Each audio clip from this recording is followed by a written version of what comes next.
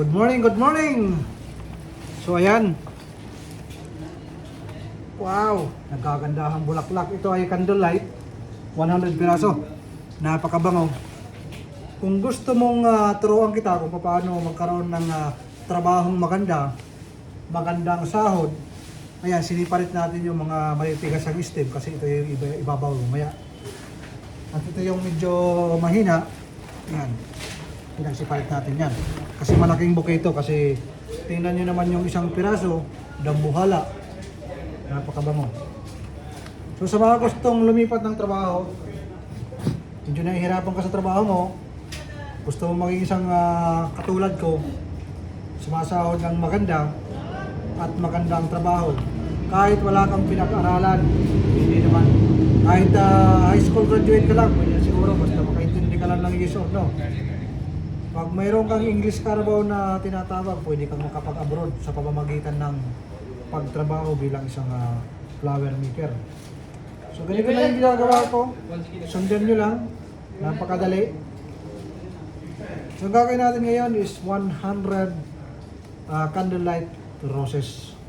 So sa una, wala rin akong kaalam-alam. Isa akong basurero at isa rin akong anak mayan. Anak ng ganit yung cabinet. Kasi din akong katulad nyo na walang confidence sa sarili. Pero nang na-discover ko ang pagtatrabaho bilang isang florist o flower maker, doon ko na silayan ang aking magandang future.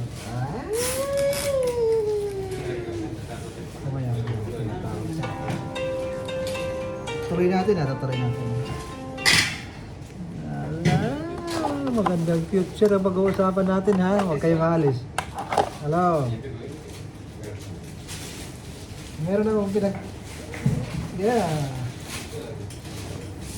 So, tawagan kita after mga 10 minutes kasi meron akong mga viewers dito. Baka pagalitan ako. Tinuturuan ko sila paano gumawa ng isang dambuhalang buke. Wow. So, ayan. Tuloy natin ang ating kwentuhan. So, nung ako ay isang, mus pala ang siguro mga 20 to 21 years old ako. Wala akong kalam-alam sa pagiging isang flower maker, isang florist. Ang trabaho ko pa noon is restaurant. Tapos, trabaho din ako sa, National Bookstore. Trabaho ko sa bookstore. Discover ko din yung aking talento. Kasi yung National Bookstore mayroong Christmas tree decoration, mga poinsettia. Doon ko discover na kaya ko palang makipagsabayan sa pagdidecorate. So magitan ng aking mga handcrafts na tinatawag.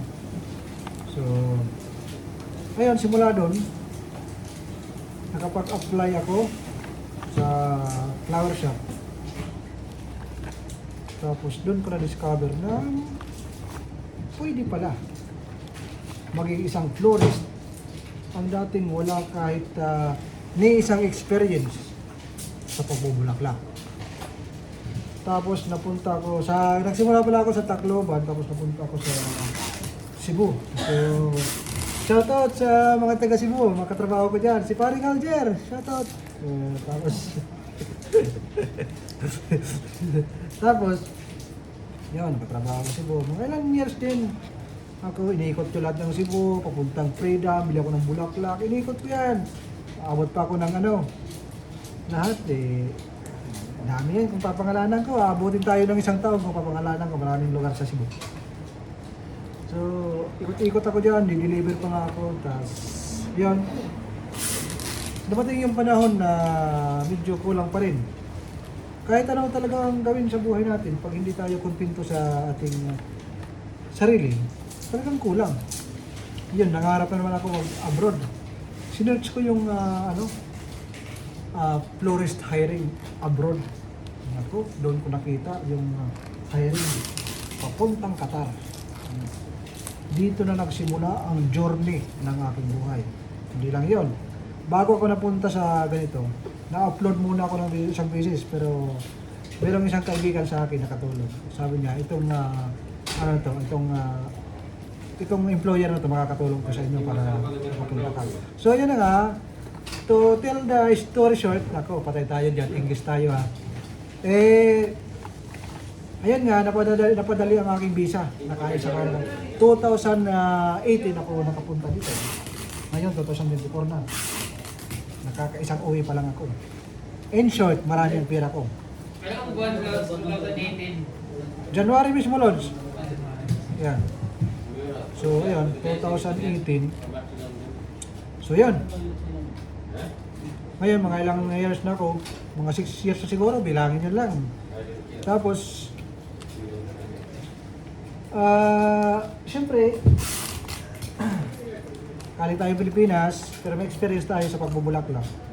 Pagdating ko sa isang flower shop doon, mga Pilipino nandun. Kasama ko rin lahat mga Pilipino. Saka hindi pa ko masyadong talagang hanas talaga doon. Kaya siyempre, pag ilang nasa mindset ko, iba yung abroad at saka iba yung nasa Pilipinas lang. Naku, pagdating ko doon, yung mga katrabaho ko doon mga lampa. Wala pa lang kalamalam. Yung pinakamalupit lang yun si Mr. Baldo. Shout out Mr. Baldo. Nag-iisa lang. Ibig sabihin, kung may pinakamagaling man doon, kami lang dalawa. Ayan katawa doon. Dalawa lang kaming magaling doon. Yung iba kinuha lang galing sa waiting shed. Sinahuran lang ng napakaliit na kaperanggot. Pero sahod abroad na rin. Wala naman experience. Pero ako naman experience, sahod florist. So sa mga nagtatanong pala kung magkano ang sasahurin mo sa mga first timer sa mga sa mga ganitong trabaho, ang sasahurin mo is nasa 3,000. Depende sa iyong performance sa ipapakita mong performance at depende rin sa iyong pag-interview. So, ang una ko is 3,000. So, tinanggap ko na yun kasi 3,000 malaki-laki na yun sa Pilipinas. Pero libre bahay, libre transportation na yun. At saka mayroon mga libreng binibigay na mga hilaw na pagkain. Hindi yung iniisip nyo na hilaw ha, yung niluluto katulad ng itlog. Nanon. Hindi yung itlog ko, yung itlog ng manok. So, ayun. Hanggang nagsawa ko doon sa nauna kong flower shop at nakalipat ako. Tapos ito ngayon pangatlo ko ng employer. Panalo, mga kaibigan. Tiis lang. Alam nyo magkano sahod ko? Hindi ako magkamayabang. Pero yan ang katotohanan. Magsasabi ako ng totoo. Ang sahod ko dito, 100. Hindi ko na sabihin yung hindi ko na sabihin yung kabuuan talaga.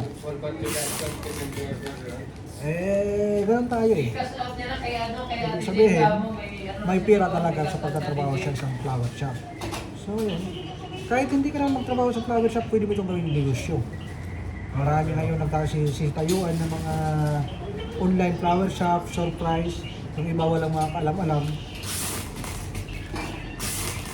Basta lang mabuo yung bulaklak, panalo na daw, ayos na. Pero tayo, soon, inshallah, karoon tayo ng flower shop. Ang pangalan niya ni Flowers and Bubbles. Di ba, Florian and Bubbles ang nakapangalagay sa ating, sa ating YouTube.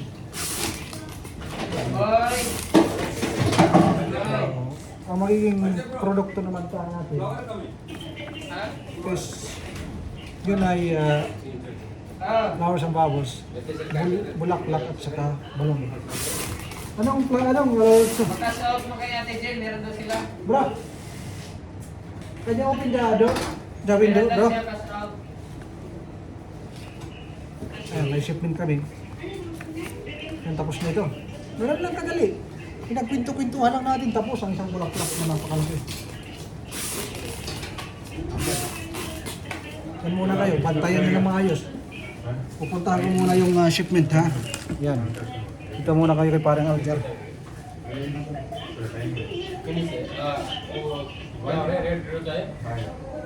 अभी प्रायोरिटी ये बस है यार ये बनाएगा ना red to 5 भी कौन कर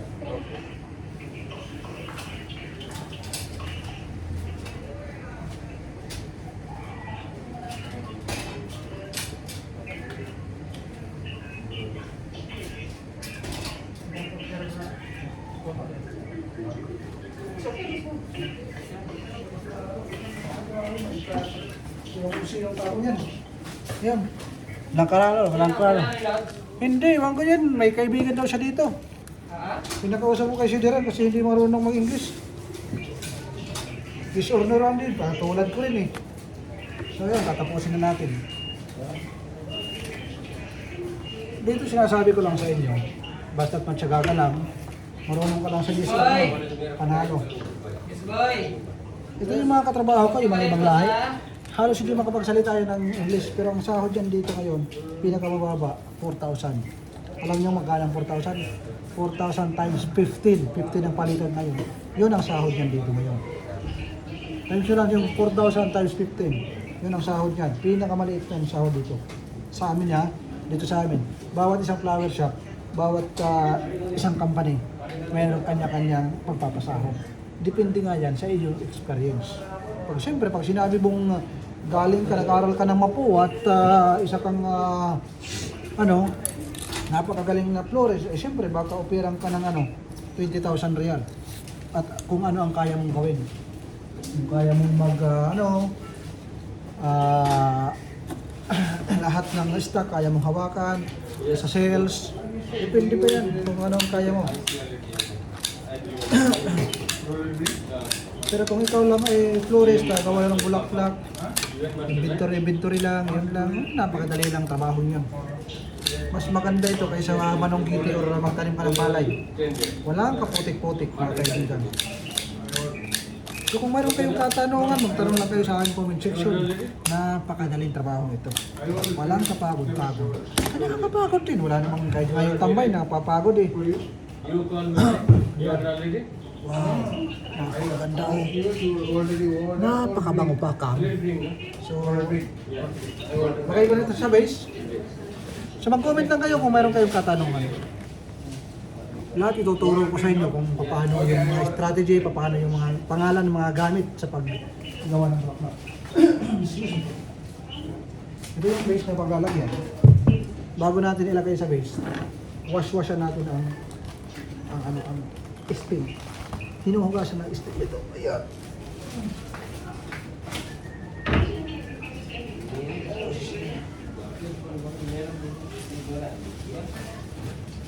Ganito lang mga.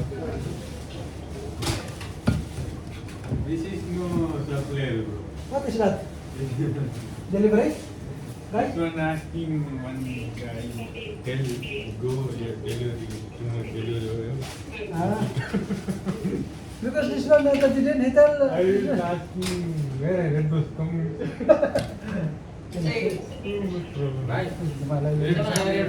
Hindi. Nagtatanong daw lang kung maraming dito parang gusto ng trabaho.